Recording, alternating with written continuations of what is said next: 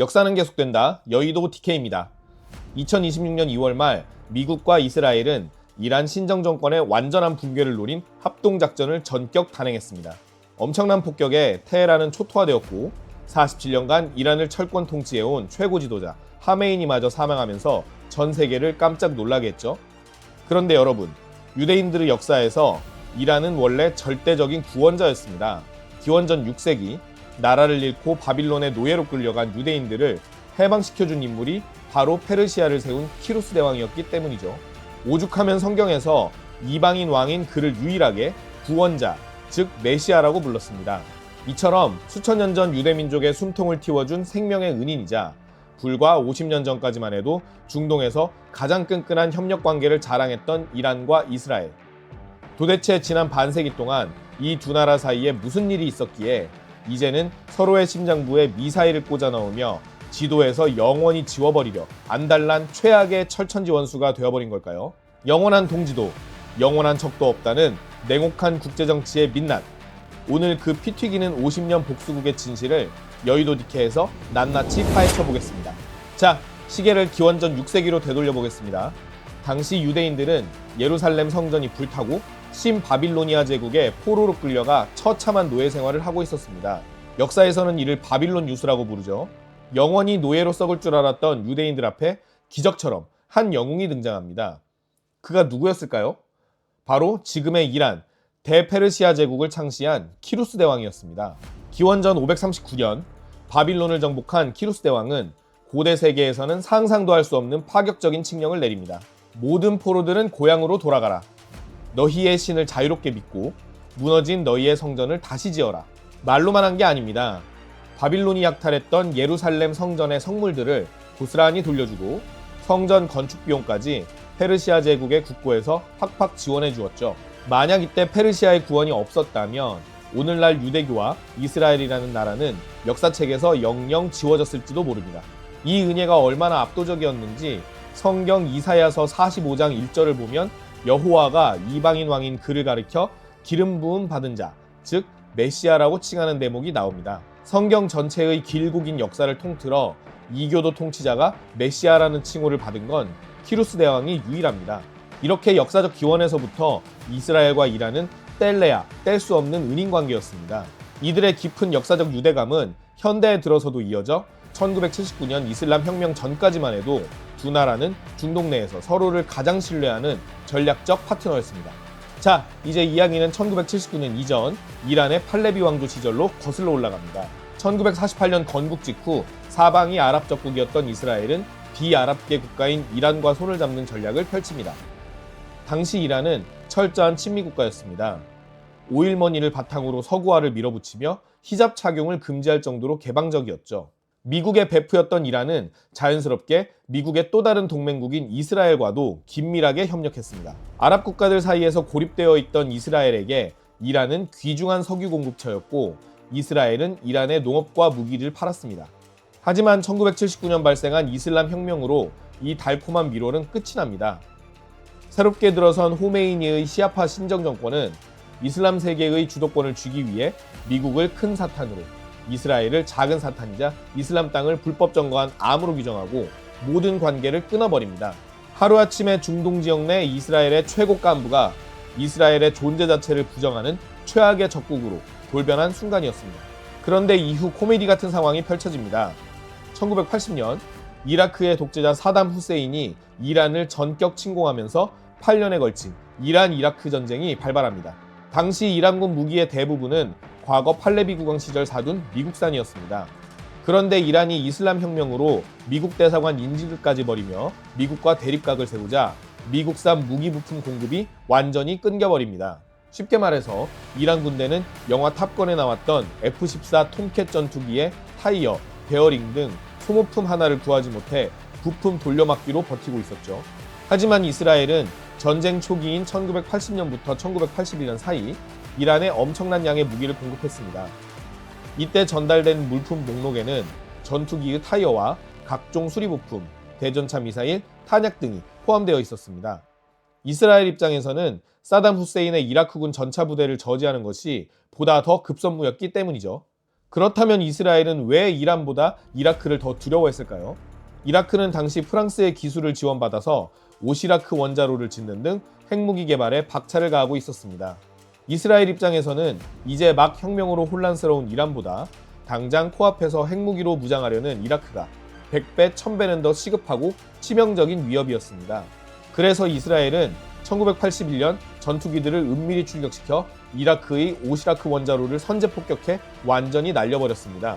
이는 철저히 이스라엘 본토를 지키기 위한 작전이었지만 결과적으로 이라크의 핵무장을 막아냄으로써 이란을 가장 큰 위기에서 구해준 셈이 되었습니다. 전쟁 후 이란은 본격적으로 중동에서 시아파의 종주국 역할을 자처하며 세력을 키웁니다.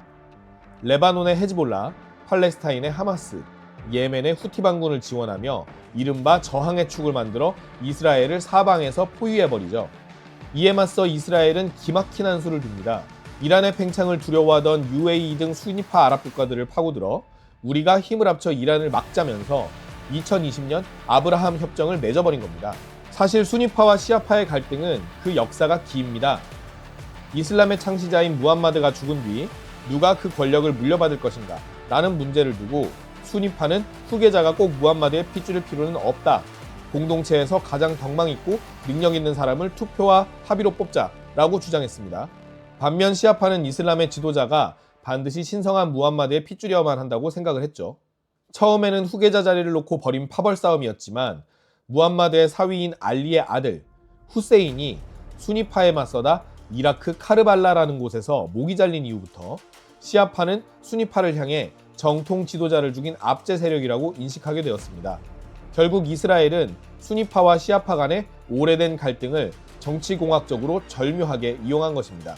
다시 돌아와서 이란의 정규군은 수십 년간의 서방 제재로 인해 무기 체계가 매우 노후화되어 있습니다. 미국이나 이스라엘과 정면으로 전면전을 벌이면 절대 이길 수 없다는 걸 이란 수뇌부도 아주 잘 알고 있죠. 그래서 이란은 전쟁터를 이란 본토가 아닌 이스라엘과 맞닿은 남의 나라, 즉 레바논, 시리아, 팔레스타인 등으로 밀어내는 전략을 썼습니다. 이스라엘과 전쟁을 하더라도 피를 흘리고 파괴되는 곳은 테헤란이 아니라 베이루트나 가자지구가 되도록 설계한 철저한 방어막이었습니다. 중동에서 시아파 이란은 수니파 아랍 국가들에게 늘 왕따 취급을 받았기 때문에 이란이 이슬람 세계의 리더로 인정받기 위해 꺼낸 카드가 바로 팔레스타인 해방이었습니다. 다른 수니파 국가들이 국익을 위해서 팔레스타인 문제를 서서히 외면하고 이스라엘과 국교를 맺으려 할 때 이란은 하마스를 전폭 지원하면서 봐라, 아랍의 배신자들과 달리 우리 이란만이 진정으로 팔레스타인 형제들을 위해 피 흘려 싸우고 있다 라고 선전했습니다. 이란의 궁극적인 목적은 이란, 이라크, 시리아, 레바논으로 이어지는 거대한 벨트를 장악하는 것이었습니다. 이를 두고 흔히 시아파 초승달이라고 부르는데 이란은 친이란 민병대들을 통해 이 지역들을 통제함으로써 자국에서부터 지중해까지 걸어갈 수 있는 거대한 지정학적 통로와 패권을 완성하려 했던 것입니다. 수십 년간 대리전을 통해 이스라엘의 피를 말리던 이란의 그림자 전쟁은 2025년 6월 이른바 12일 전쟁을 기점으로 산산조각이 나버립니다. 끝없는 소모전에 인내심이 바닥난 이스라엘이 마침내 이란의 심장부를 직접 찌르기로 결단한 것입니다. 이스라엘은 작전명 일어나는 사자를 전격 발동합니다. 이스라엘이 대규모 폭격으로 이란의 방공망을 무력화시키자 이번에는 미국이 기다렸다는 듯 작전명 미드나잇 해머를 발동해 이란의 3대 핵시설 타격에 나섭니다. 이란 핵개발의 아킬레스건, 나탄즈 핵시설. 수십 미터 안방과 콘크리트 아래 꽁꽁 숨겨져 있던 그곳의 밤하늘에 미군의 B-2 스텔스 전략 폭격기가 나타났고 GBU-57 벙커버스터를 투하해 일대를 쑥대밭으로 만든 뒤 유유히 사라졌습니다. 여기서 잠깐 짚고 넘어가야 할 매우 흥미로운 대목이 있습니다. 바로 이란이 막대한 자금을 들여 촘촘하게 깔아두었던 중국제 방공망의 처참한 붕괴입니다. 서방의 무기 제재를 받던 이란은 중국산 최신 레이더와 지대공 미사일 시스템을 대거 도입하면서 미국의 그 어떤 스텔스기도 다 잡아낼 수 있다 라고 호언장담해 왔습니다. 하지만 현실은 냉혹했습니다. 2025년 있었던 12일 전쟁뿐 아니라 현재 진행 중인 에피큐리 작전 과정에서도 이란이 보유한 중국제 방공망은 아무런 역할을 하지 못하고 있습니다. 사실상 무용지물이 된 거죠. 이것은 최근 중동 국가들이 도입한 대한민국의 천궁2가 첫 실전에서 무려 96%에 달하는 경이로운 요격률을 보이며 전 세계의 찬사를 받은 것과는 너무나도 대조적인 결과이죠. 2025년 있었던 미국과 이스라엘의 이란 폭격은 이란 체제에 치명상을 입혔습니다. 군사시설만 파괴된 것이 아니라 이란 경제의 숨통을 쥐고 있던 정유시설과 전력망이 연쇄 타격을 입었기 때문이죠. 여기에 전쟁 자금을 댄다며 정부가 돈을 마구잡이로 찍어내고 서방의 경제 제재까지 더해지자 이란 경제는 그야말로 브레이크 없이 자유낙하를 시작합니다. 이란 리알화의 가치는 휴지 조각이 되다시피 폭락했죠. 살인적인 초인플레이션이 덮치면서 하루아침에 빵과 달걀, 우유 같은 생필품 가격이 수십 배로 폭등했습니다. 내 가족이 굶어 죽어가는 마당에 이란 정부는 여전히 레바논의 헤즈볼라와 예멘의 후티 반군에게 막대한 돈과 미사일을 보내고 있었습니다. 이 기막힌 현실 앞에 굶주림에 지친 이란 국민들의 인내심은 결국 임계점을 돌파합니다. 처음에는 빵을 달라며 시작된 생존형 시위는 순식간에 대규모 반정부 정권 퇴진운동이 되어 들불처럼 번져갔습니다. 테헤란을 비롯한 전국 수십 개 도시의 광장이 분노한 시민들로 뒤덮였죠. 하지만 벼랑 끝에 몰린 하메네이 정권은 생존을 위해 최악의 무리수를 둡니다. 혁명 준비대를 동원해 자국 시위대를 향해 실탄을 쏘며 무자비한 유혈 진압을 자행한 것입니다. 수많은 민간인이 피를 흘렸고 이란 내부는 정권에 대한 증오심이 들끓는 통제불능의 생지옥으로 변해갔습니다. 자국민을 유혈 진압하며 간신히 버티던 이란 정권. 서방 세계는 이제 조금만 더 압박하면 이란 체제가 내부에서 스스로 무너질 것이라고 샴페인을 터뜨릴 준비를 했습니다.